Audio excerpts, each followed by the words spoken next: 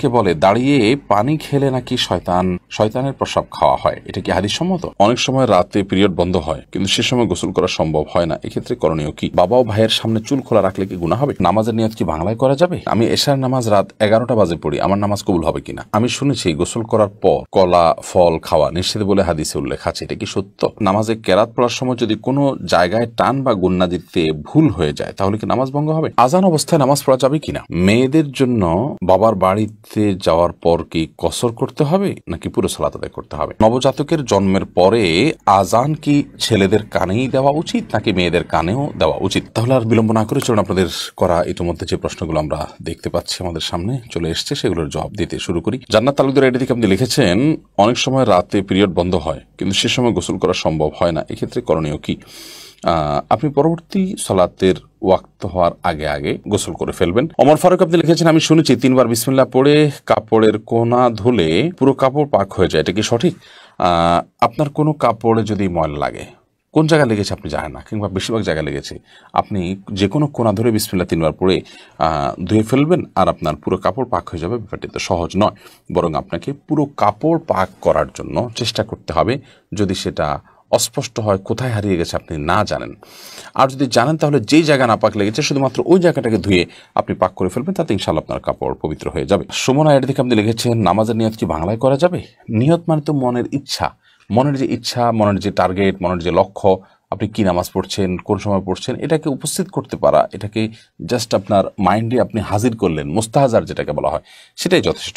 বাংলা আলাদা করে বা আরবিতে কোনো ভাষাতেই নিয়ত মুখে উচ্চারণ করার দরকার নেই। নাজিম আহমেদ শুভ্র এআইডি থেকে আপনি লিখেছেন, আমার বাবা আমার মায়ের মোহর পরিশোধ না করে মারা গেছেন, এখন কি আমি আমার বাবার পক্ষ হয়ে মোহরের অর্থ আম্মাকে দিতে পারবো? হ্যাঁ ভাই শুভ্র, অবশ্যই আপনি আপনার বাবার হয়ে আপনার মাকে মোহরের অর্থ দিতে পারবেন। এবং এই মাসআলাটি আমরা অনেকে জানি না যে যদি কোনো মানুষ জীবদ্দশায় তার স্ত্রীকে মোহর না দিয়ে মারা যান, তাহলে তার মৃত্যুর পর তার যে পরিত্যক্ত সম্পদ আছে সেখান থেকে তার যে ঋণগুলো পরিশোধ করা হবে, তার মধ্যে থেকে তার মায়ের যে মোহর বাবদ প্রাপ্য টাকা সেটাও কিন্তু পরিশোধ করতে হবে, অর্থাৎ সেটাও ঋণের মধ্যে থাকবে। এমনি আব্দুল্লাহ আপনি লিখেছেন, আমি এশার নামাজ রাত 11টা বাজে পড়ি, আমার নামাজ কবুল হবে কিনা? এশার নামাজ রাত 11টা পড়লে সেটা হয়ে যাবে। বিশেষ করে রাতের 1/3 পর এশার সালাত আদায় করা উত্তম। মধ্যরাতের আগ পর্যন্ত এশার নামাজ পড়া জায়েজ। মধ্যরাতের পরে যদি কেউ ভোরাতেও পড়ে তাহলে সেক্ষেত্রে সেটাও জায়েজ হতে পারে নিরুপায় ব্যক্তির জন্য। সচরাচর কোনো ওজোর ছাড়া মধ্যরাতের পর পর্যন্ত এশাকে নিয়ে যাওয়া উচিত নয়। এখন এই মধ্যরাতটা কয়টা বাজে হবে এটা আপেক্ষিক বিষয়, কোনো মৌসুমে কোনো দেশে এক সময় হতে পারে, অন্য দেশে আরেক সময় হতে পারে। আমাদের দেশে শীতকালে মধ্যরাত এক সময় হয়, গরমকালে আরেক সময় হয়, কারণ গরমকালে রাত ছোটো থাকে, শীতকালে রাত অনেক বড় থাকে।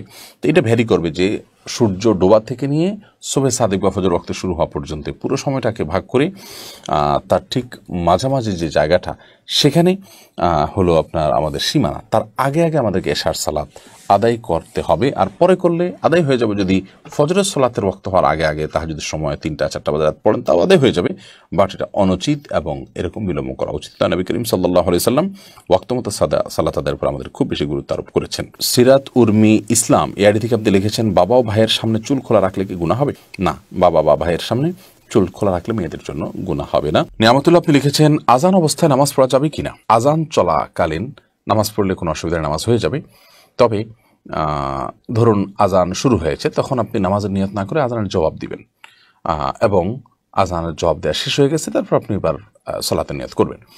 সেই সাথে প্রথম আজান যেটা আপনার মহল্লাতে শুনছেন আপনি সেটার জবাব দিবেন। সবগুলো আজানের জবাব আপনাকে খুঁটে খুঁটে দিতে হবে এমনটি কিন্তু আবশ্যক নয় আপনার জন্য।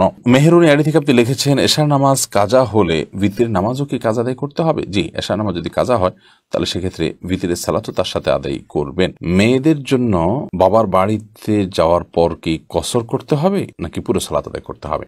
দেখুন, মেয়েরা বিবাহের পর স্বামীর সংসারে যখন চলে আসেন, এটাই তাদের বাড়ি, এটাই তাদের ঠিকানা, এটাই তাদের বসবাস। সেক্ষেত্রে তারা স্বামীর সাথে স্বামীর বাসা থাকবেন, তখন পুরো সালাত আদায় করবেন। আর বাবার বাড়িতে যখন যাবেন তখন সেটা তাদের আপনার বেড়ানোর জায়গা এবং সেখানে তারা নিছকই গেস্ট, যার কারণে সেখানে কিন্তু তিনি আপনার পুরো সালাত আদায় করবেন না, বরং কসর সালাত আদায় করবেন যদি সফরের দূরত্ব হয়, সেটি অনেক দূরের হয় এবং সেখানে তিনি মাত্র 2-4 দিন 5 দিন বেড়ানো নিয়তে যান। আর যদি সেখানে তিনি বসবাস শুরু করেন বা সেখানে বসবাসের তার সুযোগ আছে, সন্তানের সেখানে থাকেন, অনেকে ঘর জমায় থাকেন ইত্যাদি, তাহলে সেখানে পুরো সালাত তিনি আদায় করবেন। আবু সাদাত এমনি সাইম আপনি লিখেছেন, আমি শুনেছি গোসল করার পর কলা ফল খাওয়া নিষেধ বলে হাদিসে উল্লেখ আছে, এটা কি সত্য? গোসল করার পর আর কলা বা ফল খাওয়া যাবে না এমন কোনো কথা কোরআন হাদিসে কোথাও আছে বলে আমার জানা নেই। আপনি কলা বা ফল এটা যে কোনো সময় খেতে পারেন, অর্থাৎ আপনি স্বাভাবিক যে কোনো সময় খেতে পারেন, এমনকি গোসল করার পর খাবেন না, আগে খাবেন, সকালে খাবেন না, দুপুরে বিকালে খাবেন, সেটা কিন্তু আপনার ব্যাপার। শরীয়তের এক্ষেত্রে তেমন কোনো বক্তব্য নেই। বিশেষ করে যে কথা বলা হচ্ছে এখানে যে গোসলের পর কলা খাওয়া ফল খাওয়া নিষেধ, এরকম কোনো কথা হাদিসে নাই। এটি যদি কেউ বলে থাকেন সেটি ভিত্তিহীন এবং মন গড়া। মোনালিসা মুন আপনি লিখেছেন, নবজাতকের জন্মের পরে আজান কি ছেলেদের কানেই দেওয়া উচিত নাকি মেয়েদের কানেও দেওয়া উচিত? নবজাতকের জন্মের পর আজান এটি ছেলে মেয়ে উভয়ের কানে দিবেন। আমরা অনেকে এক্ষেত্রে মনে করি শুধু ছেলেদের কানে দিতে হবে, না, উত্তর হলো ছেলে মেয়ে উভয়টির কানে দিতে হবে, এটি সঠিক। এবং আজান সম্পর্কে নবজাতকের কানে সপ্তম দিনে আজান, জন্মের পরে তাকে আজান দেওয়া, এ বিষয়টি বিভিন্ন হাদিস দ্বারা প্রমাণিত। যদি হাদিসের সনদগুলোকে মুহাদ্দিসরা অনেকে দুর্বল বলেছেন, কিন্তু সেটা আমলযোগ্য এবং যার কারণে নবজাতকের শিশু তার কানে আজান দিতে হবে জন্মের পর, সেটি ছেলে হোক কিংবা মেয়ে হোক। যদি এটা ওয়াজিব নয়, কিন্তু দিলে সেটা ভালো মুস্তাহাব। এমনি সালমান আপনি লিখেছেন, নামাজে কেরাত পড়ার সময় যদি কোনো জায়গায় টান বা গুন্না দিতে ভুল হয়ে যায় তাহলে কি নামাজ ভঙ্গ হবে? সাধারণত মদগা গুন্নাতে ভুল হলেই নামাজ ভঙ্গ হয়ে যাবে, ব্যাপারটা এত সহজ নয়। তবে এটি কখনো কখনো হতে পারে এমন যে আপনার লাহানে জালি হয়ে গেল, যে মদ বা টেনে পড়া বা না পড়ার কারণে অর্থ বিকৃত হয়ে ভয়াবহ কোনো অর্থ দাঁড়ালো, যেটা কোরআনের উদ্দেশ্যের পরিপন্থী, তাহলে সেক্ষেত্রে লাহানের জালিটা নামাজ ভঙ্গের কারণ হতে পারে। আহসান হাবিব আপনি লিখেছেন, বিয়ের মহরানা কি ছেলের নিজের উপার্জিত হতে হবে নাকি ছেলে তার বাবা থেকেও নিতে পারবে? বিয়ের মহরানা এটা ছেলের উপার্জিত অর্থেই হতে হবে এমনটা আবশ্যক নয়, বরং তার বাবা থেকে সে চাইলে নিতে পারে। এবং আপনার বাবা যদি তার ছেলেকে মহারণার টাকা দেন, মা যদি দেন, কোনো বন্ধু বান্ধব যদি দেন বা অন্য কেউ যদি তাকে হেল্প করেন, তাহলে সেটা তার জন্য নাজায়েজ বা গুনাহের কিছু হবে না, কারণ একজন আরেকজনকে গিফট উপঢৌকন দিতেই পারেন। বাকি এটি মূল আপনার কর্তব্য হলো, এটি আদায় করার কর্তব্য হলো ছেলের উপর। তাকে কেউ দিয়ে দিল যে ঠিক আছে তোমারটা আমি আদায় করে দিলাম বা তোমাকে আমি টাকা দিলাম তুমি এটা দিয়ে আদায় করিও, সেটা জায়েজ হতে পারে। ইয়াসমিন খাতুন আপনি লিখেছেন, অনেকে বলে দাঁড়িয়ে পানি খেলে নাকি শয়তানের প্রসাব খাওয়া হয়, এটা কি হাদিস সম্মত? না ভাই, এটা হাদিস সম্মত কোনো কথা নয়। আমরা অনেক মন গড়া কথাবার্তা বানিয়ে নিয়েছি, যেগুলো হয়তো মানুষকে সংশোধন করার উদ্দেশ্যে কেউ বানিয়েছেন। যেমন দাঁড়িয়ে পানি করলে সেটা শয়তানের পেশাব খাওয়া হয়, নাউজুবিল্লাহ। তারপরে কেউ যদি শুয়ে শুয়ে বই পড়ে তাহলে সেক্ষেত্রে ক্ষতি হয় মুখটা। তারপরে বই পড়ে যদি কেউ পৃষ্ঠা খুলে রেখে যায় তাহলে শয়তান পড়ে ফেলে। এগুলো সব লোকমুখে প্রচলিত এবং বানোয়ার কথা, যেগুলোর কোনো ভিত্তি কোরআন হাদিসে কোথাও নেই। এগুলো যারা বানিয়েছেন হয়তো বা তারা এই জন্য বানিয়েছেন যে ধরুন দাঁড়িয়ে পেশাব পানি খাওয়া তো আসলে স্বাস্থ্যের জন্য ভালো না, গলা আটকে যেতে পারে, আর শরীরের দৃষ্টিকোণ থেকে এটা ভালো জিনিস না। তো এই খারাপ কাজটা যাতে কেউ না করে সেজন্য একটু শক্ত করে একটা বানোয়াট কথা দিয়ে তাকে ভয় দেখায় দিলেন।